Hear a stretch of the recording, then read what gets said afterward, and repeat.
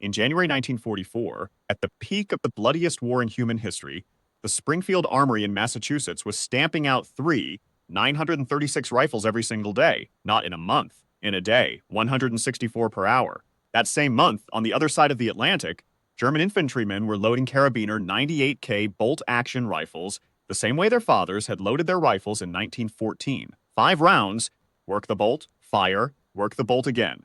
In the Pacific, Japanese soldiers were doing the same with 5-round Arisaka bolt actions. Every major army in the world had entered the war with a rifle that required a human hand to cycle a fresh round into the chamber after each shot. Every army except one. Each M1 Garand coming off the Springfield line was a semi-automatic, gas-operated rifle that let an American infantryman fire 8 aimed rounds without once touching a bolt handle. The expanding gas from each fired cartridge drove the bolt rearward automatically, ejected the spent case, chambered the next round, and left the shooter's eye behind the sights for every single shot. While the man across the wire worked his bolt 4 times to fire 4 shots, an American with a Garand fired 8. No other nation's ordinary foot soldier had this. And the man who built it had spent nearly 2 decades trying to convince the United States Army that it was worth building at all. His name was Jean Cantius Garand, and almost nothing about his story fits the legend of a war-winning inventor. He was not an officer, not a West Point engineer, not a firearms dynasty heir. He was a French-Canadian machinist's son from the farmland outside Saint-Rémy, Quebec, one of 12 children born on a farm where his family spoke French and the winters ran long.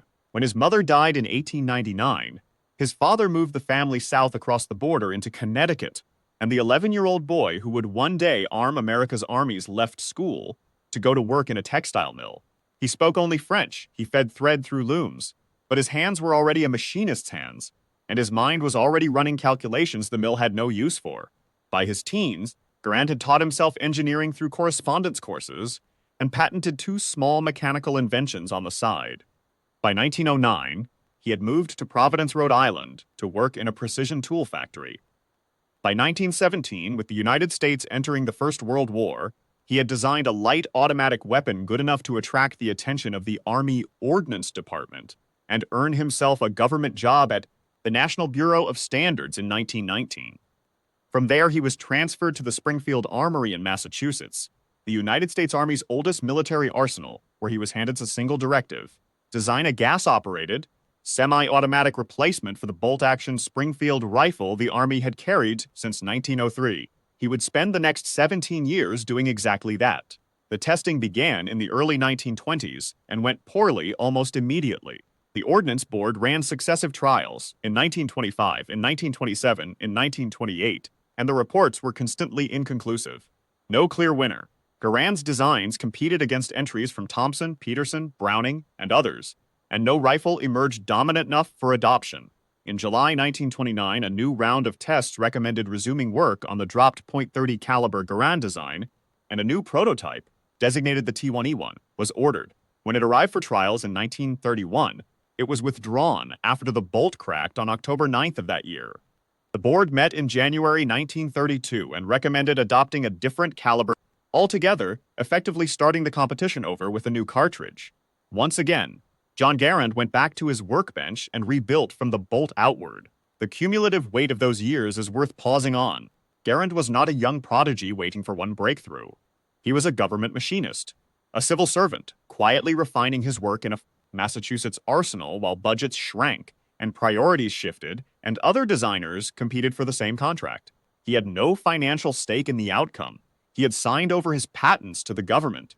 He had only his salary and his conviction that the design was right. What saved his rifle was a decision that had nothing to do with him. Army Chief of Staff General Douglas MacArthur personally blocked the caliber change, not out of any faith in Garand's design, but because the United States Army already held enormous stocks of .30 caliber ammunition, and switching cartridges mid-rearmament was an operational and logistical problem no one in Washington wanted to solve. Garand redesigned his bolt.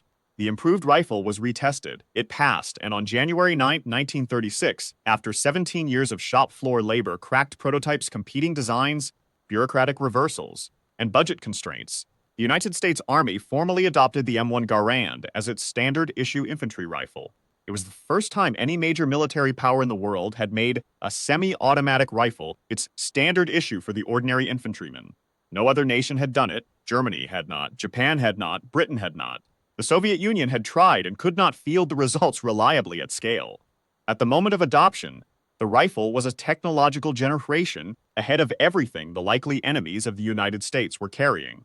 The German standard rifle was the Karabiner 98K, a Mauser bolt-action, accurate and well-made, the finest bolt-action rifle in the world, with a 5-round internal magazine that required a manual cycling of the bolt handle after every shot. The Japanese infantry carried the Type 99 Arasaka, also bolt-action, also 5 rounds, also manually cycled between shots. The Italian Carcano was bolt-action and chambered for a lighter cartridge than any of the major powers. Britain's Lee Enfield, perhaps the fastest bolt-action in the world in trained hands, held 10 rounds in a detachable magazine, and its fastest rifleman could manage 15 aimed shots per minute, which remained half the rate the M1 delivered automatically. In a firefight at the individual soldier level, every one of America's enemies began the war with a rifle that required the shooter to physically lift and pull a bolt handle, reacquire a sight picture, and fire again, a sequence that broke rhythm, broke contact with the target, and cost fractions of seconds that, in close combat, could measure the difference between the man who walked out and the man who did not. The M1 Garand, in trained hands, delivered 40 to 50 aimed rounds per minute, 8 rounds, no bolt handle, nothing between the trigger and the target but the gas cycling the action automatically after each shot. Every American infantry squad that was fully equipped with M1s outgunned every German or Japanese squad of equal size on the basis of individual rifle firepower alone, before machine guns, before artillery, before mortars, before any of the other advantages the American war economy was busily assembling. Production, however, was anything but instant. By December 7, 1941, when Japanese aircraft arrived over Pearl Harbor and the United States crossed into the war, most Army and Marine Corps units were still carrying the old Springfield bolt-action. The M1 was in short supply. The Springfield Armory had been producing only about 100 rifles per day at the start of 1940. By January 1942, under the pressure of wartime contracts, that number had climbed to 1,103 per day. Winchester Repeating Arms, the only other wartime manufacturer, delivered 513,080 M1s between December 1940 and June 1945. And then the American industrial machine found the pace it would hold until victory. By January 1944, Springfield alone was running at 3,936 rifles per day. By the time Japan surrendered in September 1945, Springfield Armory had produced 3,526,922 M1 Garand rifles. Total wartime output across all manufacturers exceeded 4 million, every one of them carrying the design of a French-Canadian mill worker who had spent his lunch breaks doing engineering by correspondence when he was still a teenager. The Marines resisted the M1 longer than almost anyone. Their old hands believed in the bolt action, in the single precise shot from a trained rifleman, and were deeply suspicious of a semi-automatic that, in their view, encouraged soldiers to burn ammunition instead of placing it. At the Battle of Tarawa in November 1943, photographs still show Marines in combat with the old 03 Springfield, but by the invasion of Saipan in June 1944, the M1 rifle had become standard across the Corps, and the reason was combat. On the Pacific Islands, in the dense vegetation and the close quarters of Japanese defensive lines, the M1's sustained rate of fire allowed small units to do something bolt-action rifles structurally could not support: suppress a position and assault it simultaneously. The rifle changed the tempo of the squad-level fight, and the Japanese had built their defensive tactics around the tempo the old bolt-action enforced.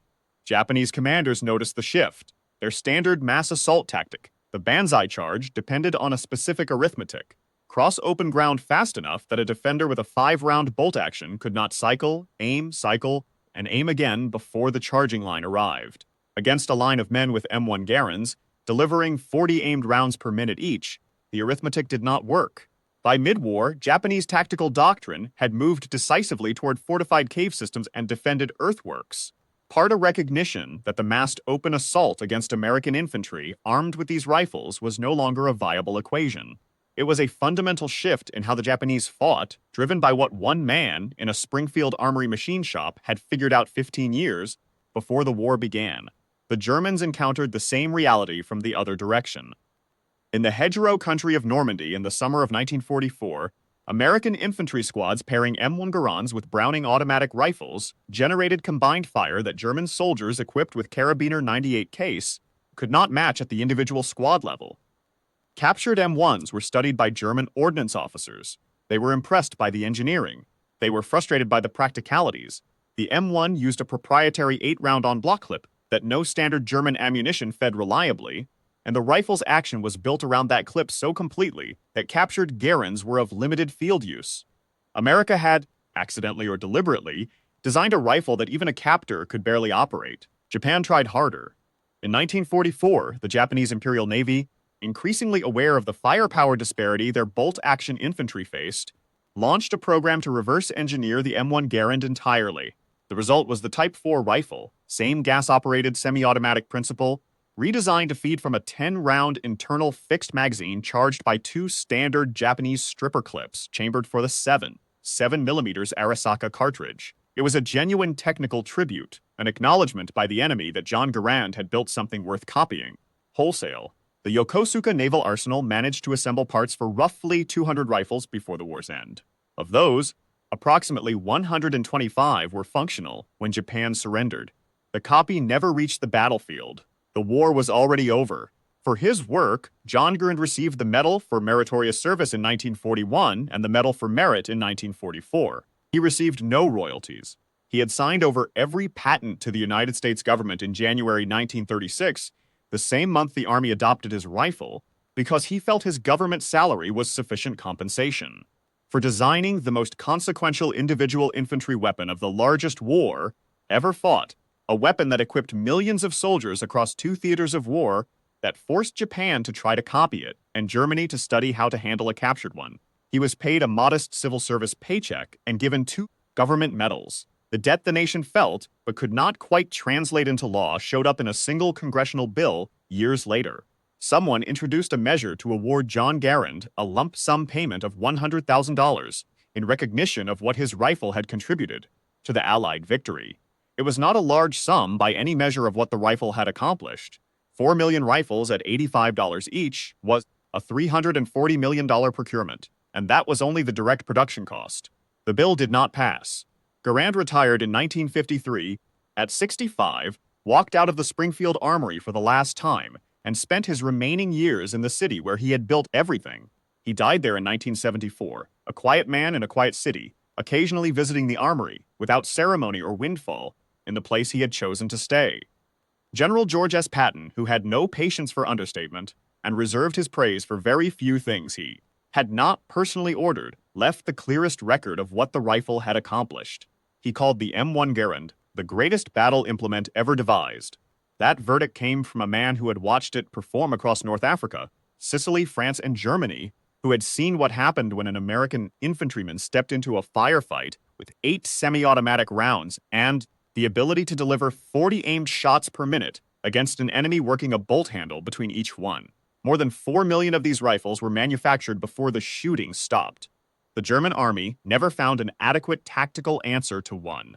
The Japanese spent the last year of the war attempting to copy one and ran out of time. And every American soldier who carried a Garand into combat, from the gray beaches of North Africa to the black volcanic sand of Iwo Jima, carried it because a French-Canadian boy who had left school at 11, crossed the border with his father at 10, and spent 17 years at a government workbench had chosen, quietly and without any expectation of reward, to keep redesigning his bolt until the army finally said yes. The rifle went back again and again for 17 years. John Garand kept building it better. The war that followed answered every question the army had ever raised about whether it was worth the effort.